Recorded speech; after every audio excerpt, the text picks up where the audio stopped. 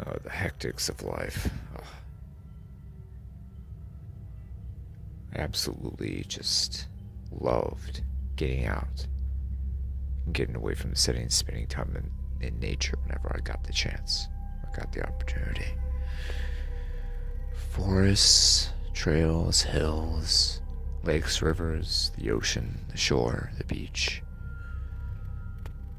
All over the place. Just get out and connect with the natural world, connect with nature. Been a nature nut since I was a kid. Animals, landscapes, all that sort of thing. Me and a group of some of my boys decided to have a nice little get together on. Rent out a cabin that was on the next to a good sized lake upstate. The land had been closed off by the government for some time, about 20, 30 years. Didn't really know how long had that been. It had been closed off to the general public, but had reopened again about 2 years ago. Since then, there had been a couple cabins in the vicinity of the lake, but not too many. People in general kept their distance from the area for all sorts of different kind of reasons, rumors of all sorts of stuff, all kinds of stories and tales of a camp once existing on the lake, and some kid drowned, and his mother went haywire, batshit, and killed a whole bunch of counselors, and that he actually witnessed it and went haywire himself and just went on a killing spree that lasted for decades. It was never confirmed if whether any of that was true, or if the government was involved and tried to cover everything up, but there have been whispers and rumors that the guy was still around, the man was still around, and people kept an extra close eye out on the lake and the surrounding woods. Majority of people would openly carry a pistol on their side, or sometimes even just carry a shotgun or a rifle with them. It's common for country folk to do, but it was at a surprisingly high rate in this part of the state. It's almost like the locals had a little bit of a unspoken code, unspoken way about them. They were really stoic, really serious and grounded people. Very aware, very watchful. Made you think, it made you consider whether if the stories and the rumors were actually true. I dismissed it. Went about my way and decided to go ahead and go up to the cabin that we were renting for the weekend. It was Friday afternoon. I drove into town and was starting to make my way up to the lake. Stopped by a gas station. Clerk was a older man. Probably late 40s, early 50s maybe. Cowboy hat, kind of heavy set, big black mustache. "How goes it?" he said. "Oh, I'm good. How are you?" "Good, good. You went from the city?" "Yeah, I'm going to relax for the weekend. Just get away from it all, you know." "Oh, good for you. You should enjoy it around here." The clerk scanned my Coke and my payday candy bar. We said our pleasantries, and I began to make my way out the door. "Just be careful. Be watchful. be vigilant, he said as I was beginning to walk out the door. I turned around and looked at him, puzzled. You never know what might be afoot. There's been all kinds of rumors about that lake and those woods over the years. Just want to make sure you boys are careful up there. Oh, of course. Have a good one. You too. I walked out, got into my car, began to drive up to the lake. Finally, I made it to the cabin. Ah, yes. Decent-sized cabin. 3 bedrooms, 1 big kitchen, 1 big living room. Nice deck overlooking the lake. Even had a couple rocking chairs on the back patio on the deck looking at the lake. I made it to the rocking chair and began to relax and unwind. Ah, this is the life, I said. I relaxed it for a little bit, and then I decided to. It was summertime, so I decided to put my trunks on and go for a little afternoon swim in the lake. I dove in.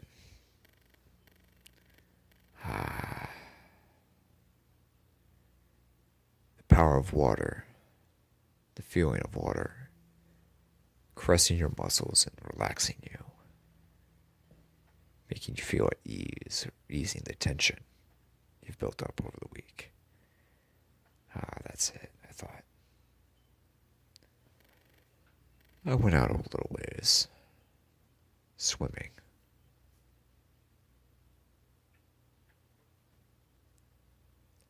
I started to float on the surface, just relaxing, without a care in the world.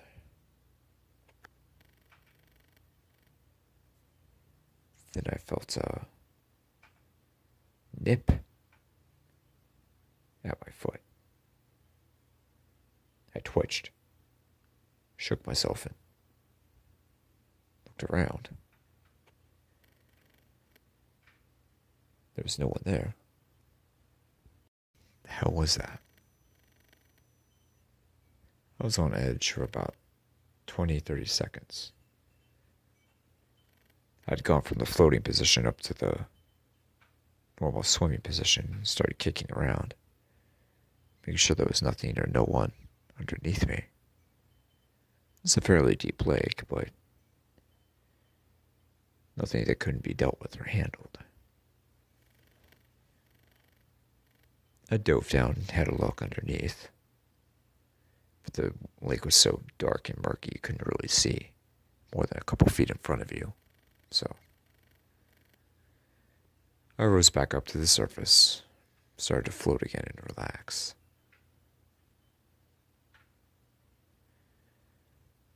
The sun was starting to get low in the sky, and I began to think to myself, the sunset's going to be beautiful this evening. Then, once again, I felt a touch on my foot, my ankle actually, as if there was a hand on my ankle. Someone's hand was around my ankle and I was trying to pull me. I kicked both feet wildly, pounding the water. I began swinging wildly with my fists. I had been underneath for a few seconds and I was back up to the surface again. Now I was a little bit on edge. I dove down and had a look. But again, the visibility was so bad. Fuck this. Went back up to the cabin. Got some goggles. I'm going to get to the bottom of this. Went back into the lake. And dove down. I went back up to the spot, in the near vicinity of where I was floating. Hell, I even dove down. I mean, the visibility still was bad, but it was much more clear than without the goggles, so that was a plus. But to my surprise, there was nothing down there.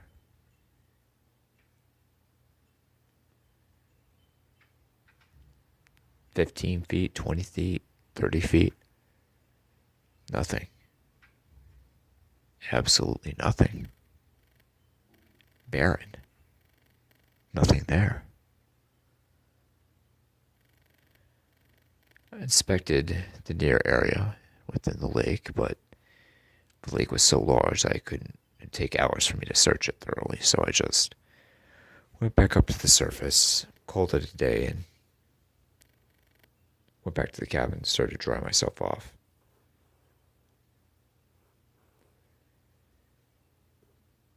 I got in the shower, took a shower. And then I started to wonder where the guys were. The sun was starting to set in. They had not contacted me, called me, or texted me this whole time. So naturally, I called Rich's phone, but it went straight to voicemail. I texted Bob, and he answered back. He said they were running a little late, and that Rich always turns off his phone whenever he's driving. He doesn't want the distraction and cause an accident. Okay, whatever. Let me know you guys pull up. We'll start fixing dinner.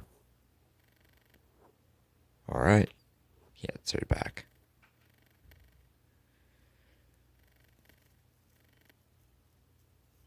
Naturally, I began to cook some hamburgers. Nice, big and juicy, just how I like them. Cooked just right.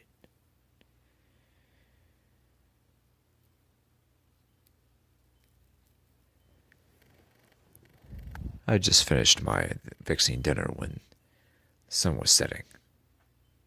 Interestingly, there had been some clouds, some weather, some storms moving in from the distance. The weather report hadn't called for rain, but sure enough, there was some good-looking storms coming in. Pretty good size. The wind was starting to pick up.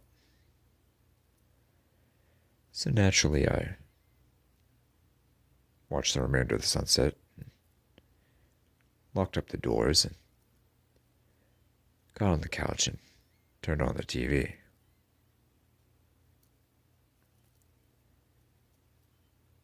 Nothing on, really. News, ESPN, Animal Planet, History Channel. Not even any good-looking women on the Spanish networks. That's a tragedy. I laughed and shook my head. Jesus, there's nothing ever on TV. I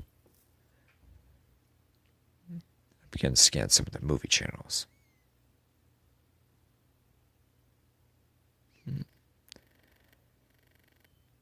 Oh, yes. All right, American Werewolf in London. Nice. I'll check that one out. Hadn't seen that in a long time.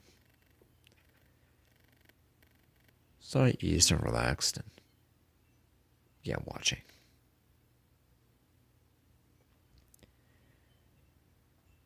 A little while went by.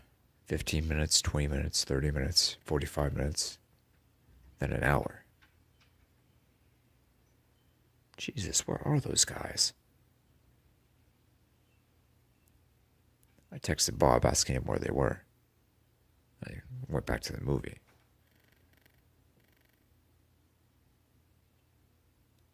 To my surprise, there was no answer. Usually Bob is really good about answering his phone. He usually answers within a few minutes. 5, if that. But something seemed off. I shook my head and just went about my way. began to hear thunder in the distance as the wind began to really pick up outside. Hear the wind whip through the trees, the brush. Tree branches waving in the wind, being swept by the breeze. Darkness started to creep. Lightning flashing through the cabin. Thunder booming. Oh, hope they don't get drenched, I said to myself.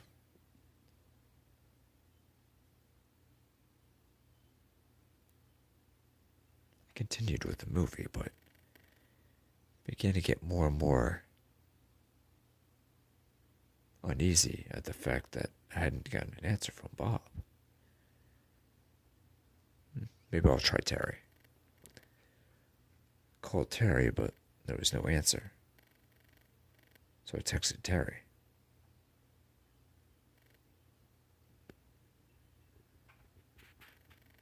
About 15 more minutes went by and there was still no answer.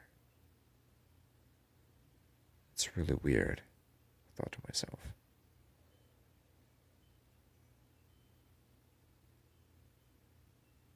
The burgers were starting to get cold, so I decided to put some tinfoil over them and put them in the refrigerator and warm them up in the microwave once the guys got back here.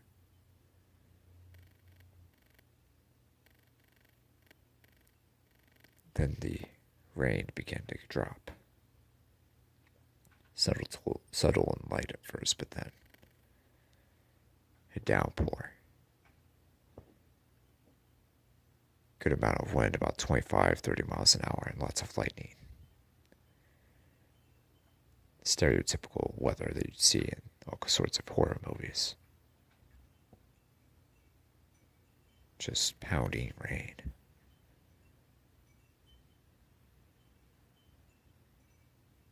Then, with the lightning flash, the power went off. Shit, I yelled. Oh God, here we go. I went outside to check the circuit board, ducking as with each lightning strike, fighting the wind off. Shit.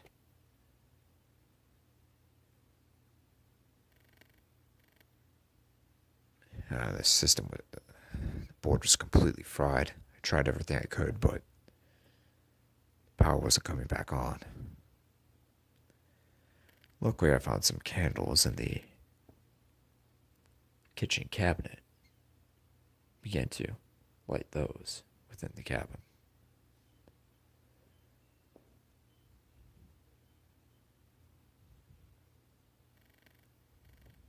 Then I began to receive a phone call. It was from Rich. I answered. Rich? Hey, what's going on? Where the hell are you guys? How come Bob and Terry won't answer their phones? Help us, he whispered.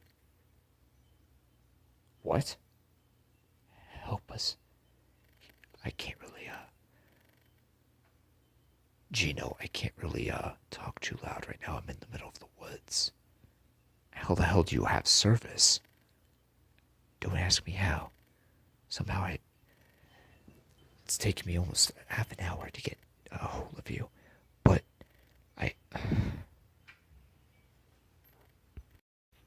But Gino, there is a crazy buck after me in the woods.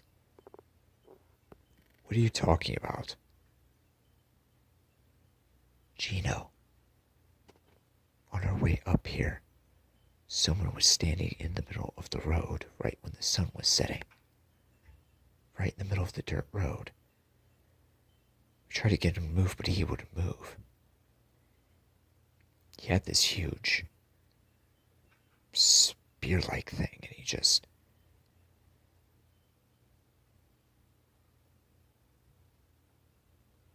Rich, are you there?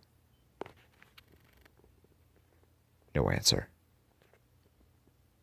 Rich, are you there? Yeah, sorry, Gino. I thought I heard something. What the hell happened? Who's the weirdo? What did he do? Use this weapon, this spear thing. I think it was a... Oh no.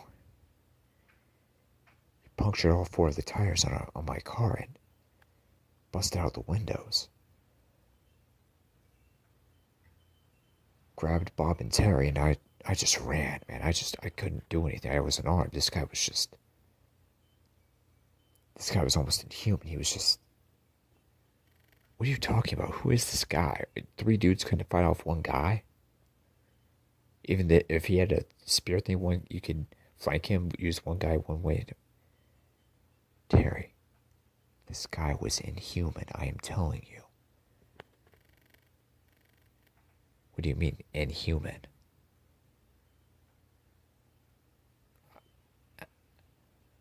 I'll explain to you when I make it to the cabin, okay?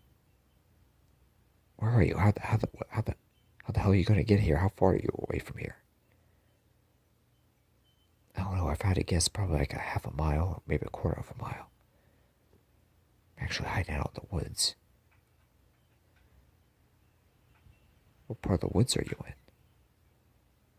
In this small little cavern, seeking shelter outside of the rain. I think I might make a run for it.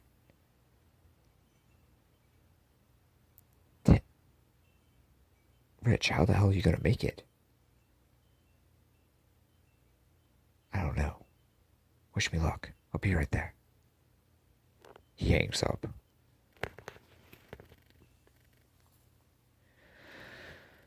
Oh God. Hope this is a prank. I shake my head.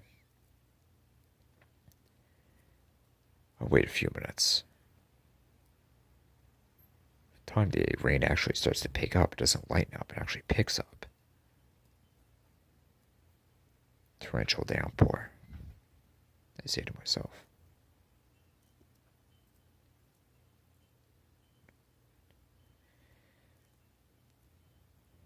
About 5 minutes later, still nothing. Then 10 minutes later, I hear a knock at the door.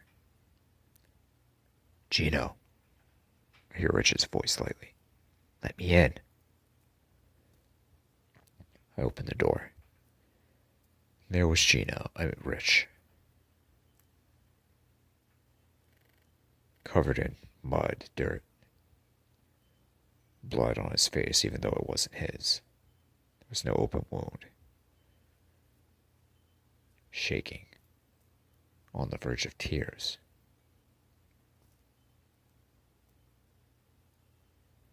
Rich, what the fuck happened?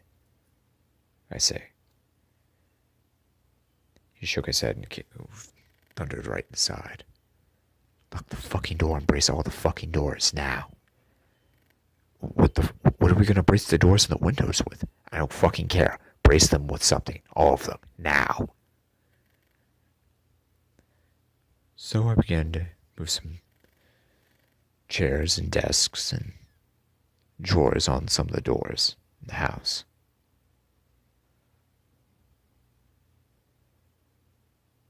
Please tell me we have some fucking weapons. Yeah, there's some kitchen knives and I think the assault rifle earlier, but I'm not sure how many rounds we got. What kind of rifle? 30-06. Rich rolled his eyes and shook his head. Okay, well, let's load that up. Rich, what the fuck? What the hell happened? Who is this dude? What do you mean? Is this some kind of prank? No, Gino, this is no fucking prank. Some crazy fuck is out there.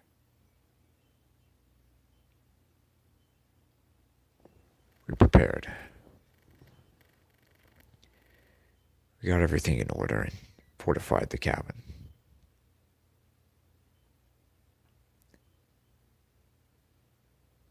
What the hell happened?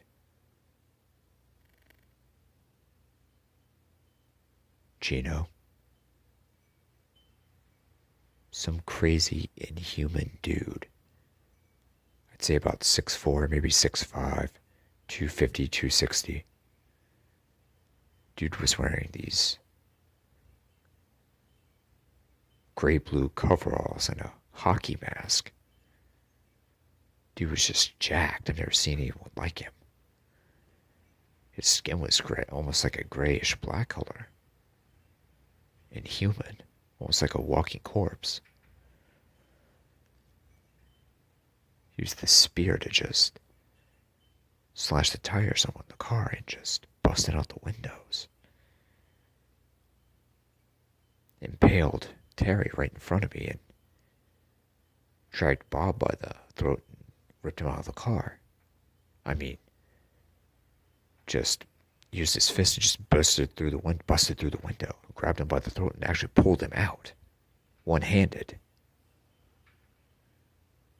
God.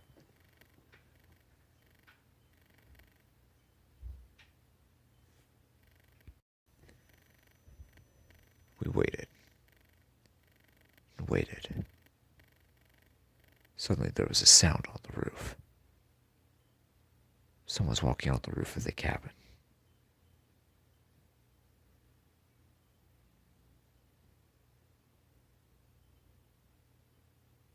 I looked up, following the sounds. 30-06 in my hand, cocked and ready.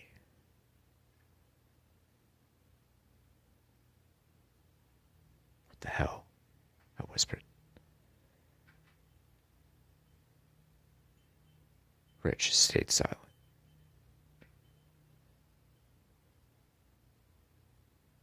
Then, no more noise.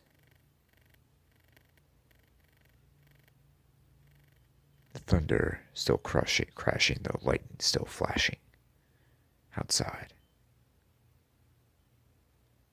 Then, a lightning flash revealing the most horrifying sight. An enormous figure. An incredibly huge man, masked.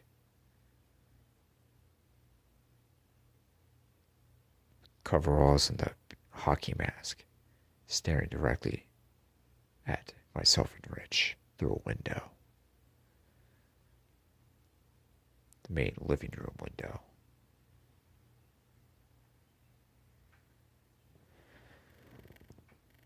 The individual just stood there,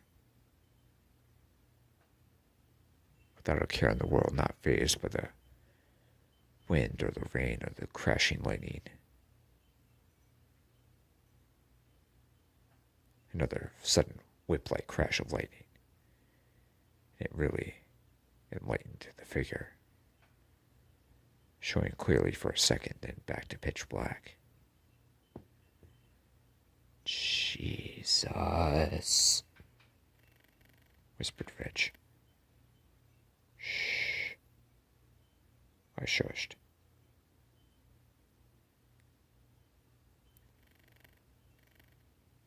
Another flash of lightning and the figure was gone. Fuck, where'd he go? I whispered. Fritz shook his head.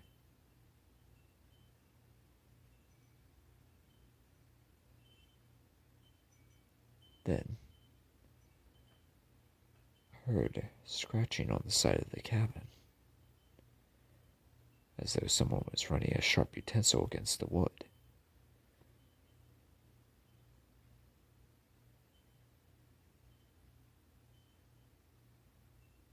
The door bursted open, just exploded open, and an axe flew, hitting Rich right into the face.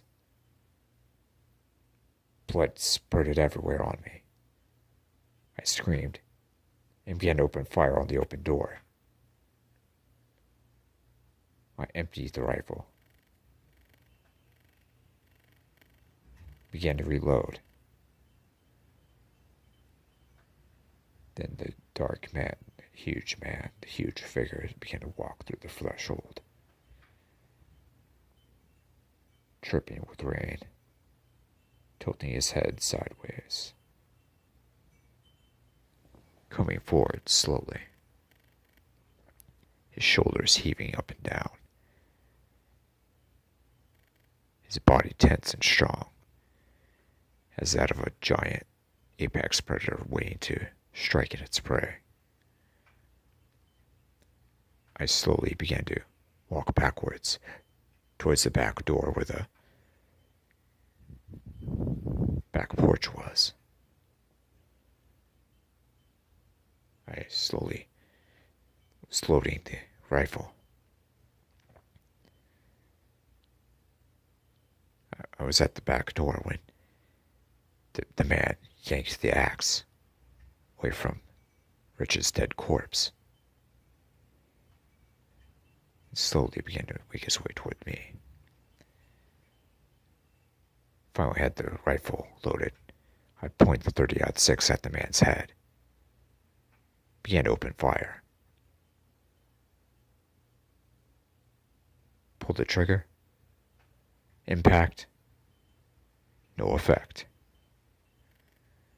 Not even on the mask. Did it several times over. Pulling the trigger. Releasing the bolt. Reloading. No effect.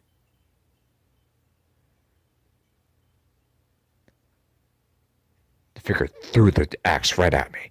I ducked just in time, but not before the blade of the axe scratched the side of my temple, leaving a cut of dripping blood on the side of my face. The blade of the axe dug right into the wood of the cabin. I screamed, realizing I was out of ammunition. I opened the back door, made my way out. I made my way to my car, but realized that all my tires had been slit. All 4 of them were now flat, unable to go anywhere. Fuck, I'm gonna ride on those damn rims, boy. I don't give a fuck. I'm just gonna ride on those rims. I got in the car and started it, but it wouldn't start. I tried turning the key again and again, and it wouldn't start. The figure began to make his way out the front door toward me, the lightning fully illuminating him. Oh, Jesus, here we go. I got out and began to run as fast as I could. To my surprise, as I looked over my shoulder, the figure didn't run as well. He just walked. Though he was still in pursuit of me, he was power walking fairly quickly, but he didn't run, he walked.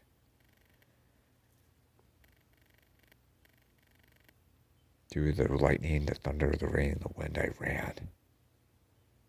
I ran and I fucking ran. Like I'd never ran before.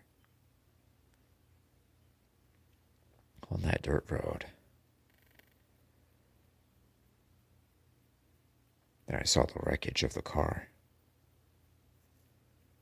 Rich's BMW had been torn to shit. Windows busted out, tires flat. Sadly, I forgot his damn keys at my... Wait, did he have his keys, or is his keys still in his car? I checked to make sure, and there was nothing in there. Plus, the tires have been slit as well. Shit. I began to run again. 5 minutes later, I began to tire. I was looking over my shoulder, sparingly, but didn't see the figure behind me anymore. I began power walking.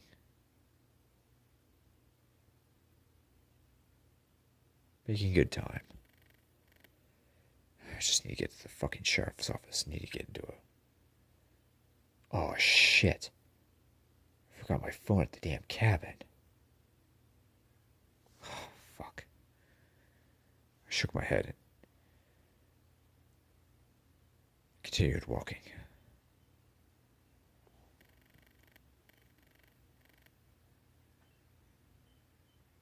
About half an hour went by, and I began to get the energy back again to start running again.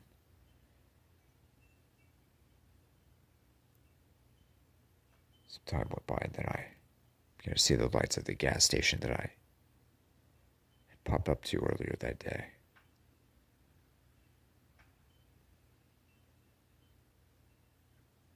Oh, thank God. I sprinted there, opened the door, but there was no one inside. Absolutely no one there. I looked behind the counter for the clerk, but Jesus. The floor was covered in blood.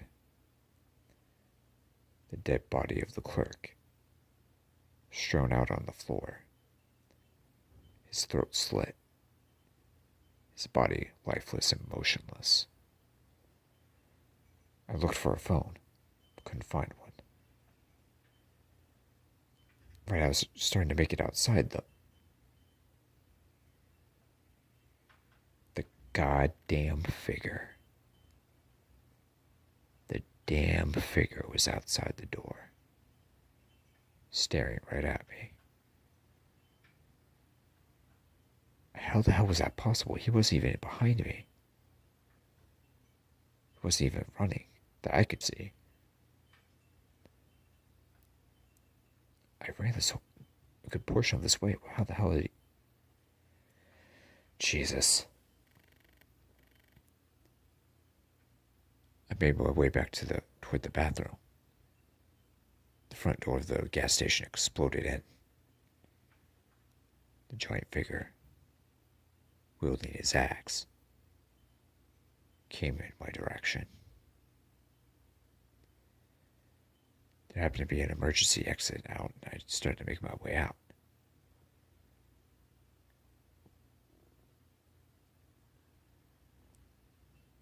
The figure threw the axe once more, just barely missing me by a couple inches once again.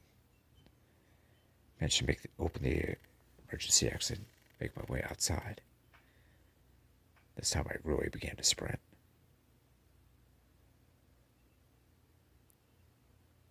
I looked back once more, and the figure, through his steady, slow walk, was making its way toward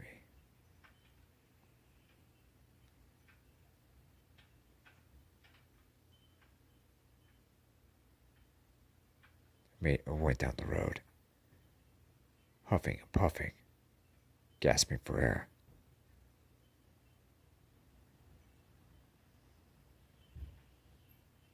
Went my way to the police station. There were a few other houses and businesses, but I went straight to the police station screaming. Help, please. I opened the door, and there was no one there. Nobody in the vicinity. Help, I screamed. There's a fucking psycho after me. Please, somebody help. But there was no one. Not a sound, not a soul.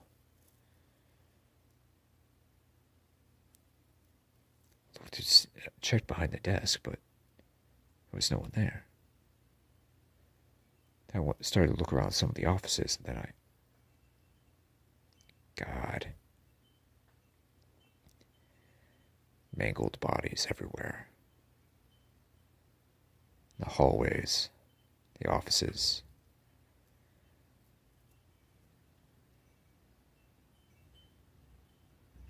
Mangled bodies of at least 8 or 9 men, maybe 10 or more. I went outside to inspect some of the cars, but they were all destroyed.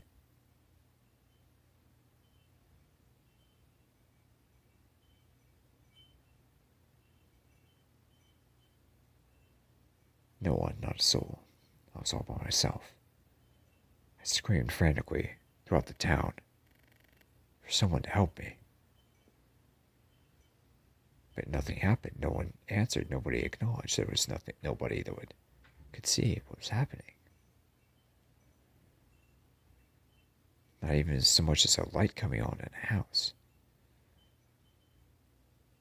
It was as though the life had been completely sucked out of the little town. There was nothing but me and the figure.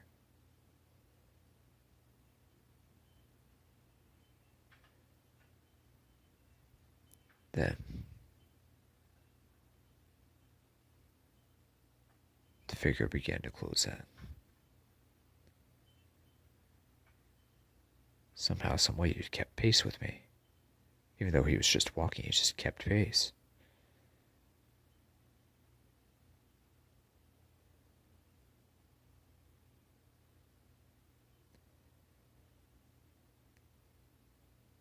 Then I could see sirens up ahead on the road. Police sirens. Oh God, thank you. Jesus, yes. I started to run again. I looked behind me and the figure was gone. Not there anymore. I waved down the state police. One deputy rolled down his window and asked what was going on. He received a distress signal from the county station and was notified that there was a serious emergency, that the police station was under attack and they didn't know what was happening. There's some psycho in a mask. I don't know who he is or what he is, but he's just... dude's a monster. You gotta do something now. Okay, calm down. Stay cool. We'll take care of him real quick, okay? Can I go with you guys? You want to ride along with us? Yes, please. I don't want to be out here alone with this psycho. He's just... I don't know if he is even a man. He's just something else. I don't know what the hell he is. Maybe he's a... I don't know. Okay, come on in.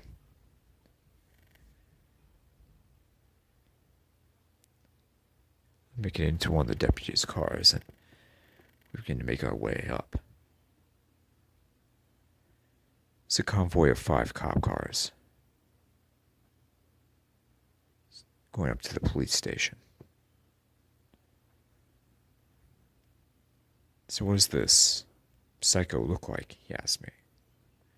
Huge, tall guy in black grayish-blue coveralls. Maybe 6'4", 6'5", 250, 260. Big dude. He was wearing a hockey mask. He was carrying an axe. Oh, I see, he said. Well, we're pretty well armed here. We'll take care of him. I nodded.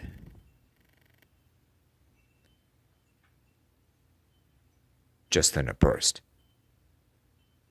The officer sheared in pain. Blood flew everywhere.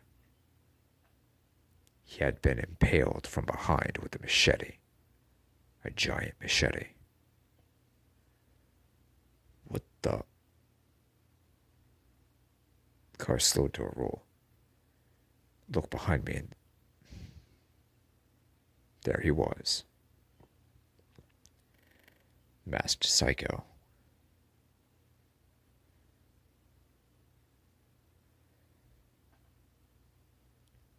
I made my way out and just ran and ran and ran.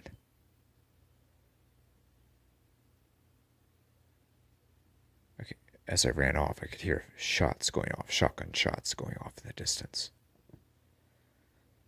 But I didn't pay any mind to it. I just got up and I just ran. I ran until I couldn't run anymore. I was down on my knees, miles away, puking on the side of the road. And I collapsed.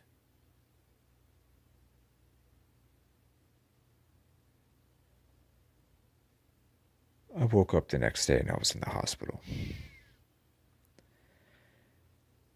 Apparently the EMTs had picked me up.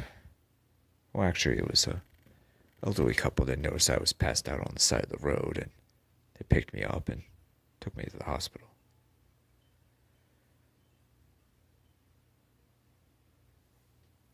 I'd passed out from exhaustion and sickness. I was just... When I asked about the hospital staff about the forest green and what had happened, they said there was a big incident. A lot of police had been killed by some unknown psycho, but there was a big explosion at a gas station and nobody knows what else happened.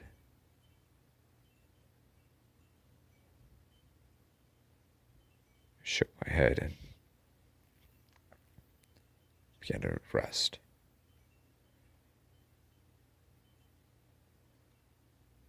Then I looked to my right out my window. As the sun began to set, I could feel more at ease. I was safe. Until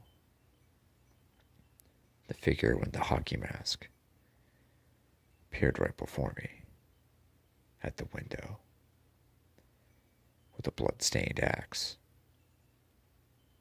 ready to barge his way in.